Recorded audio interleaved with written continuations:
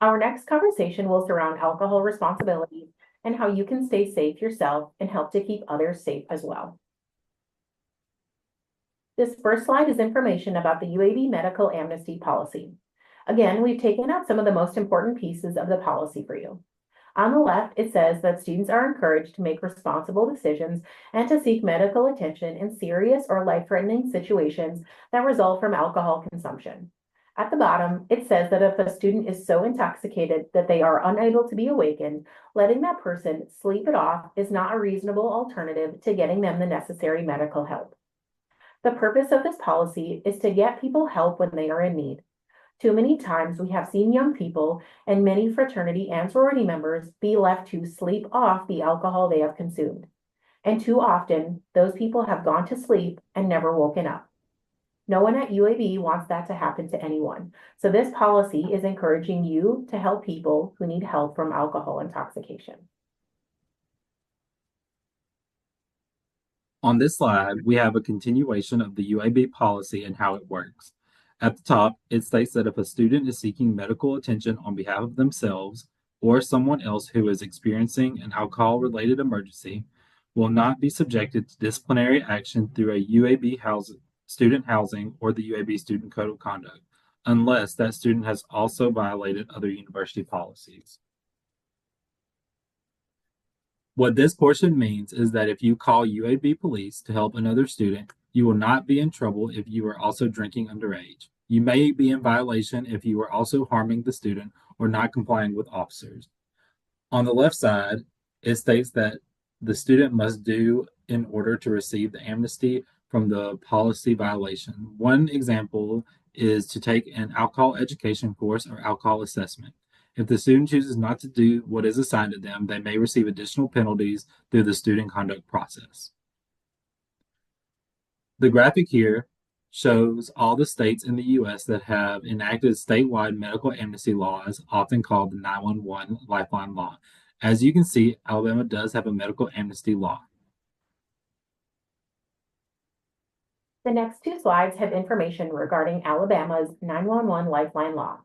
It is very similar to UAB's, but again, we pulled out the most important parts.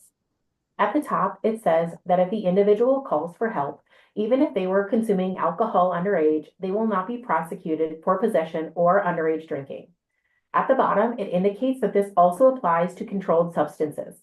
So if you are also under the influence or in possession of a controlled substance, this law is in place to encourage you to seek help for yourself or others. The second part of this law is also important to understand. In order to receive amnesty from the law, you must do all of these things. Act in good faith that you are the first person to call for help. What this means is that you truly believe you are the first person to call 911. You can't remember to call 911 to take advantage of the law if you already know someone else called 911. Use your own name when contacting authorities. If you are asked to identify yourself, you must do so truthfully. You must also remain with the individual needing medical assistance until help arrives. Make sure to stay with the person in case other needs or issues arise. Remember, you must do all of these things in order to take advantage of the amnesty law in Alabama. If you call for help and do not do all of these, you could be prosecuted as well. These laws and policies are intended to encourage people to get help for others when they need it. Some of our organizations also have medical amnesty policies at the national level as well. The next few slides are of the ones we were able to find, but may not be included for all organizations whose policies are not published online. The first two we have are Delta Sigma Phi and Alpha Sigma Phi. Next, we have Kappa Delta, Phi Gamma Delta, and Sigma Chi. You'll see that Sigma Chi calls theirs a Good Samaritan policy. They all encourage the same behavior, call for help. If you are a member of these organizations, read through your policy to familiarize yourself with it. Finally, the North American Interfraternity Conference, or NIC, which is an umbrella organization for over 50 fraternities, expects all of their member organizations to adopt a medical Good Samaritan policy, which was projected to be implemented by September 1st, 2018. If your organization's name is on the right side of the screen, It means that your organization is a member of the NIC and your organization should, in theory, have a medical Good Samaritan, medical amnesty, or 911 lifeline policy. If it hasn't been mentioned here, please check with your advisor and regional or national representatives.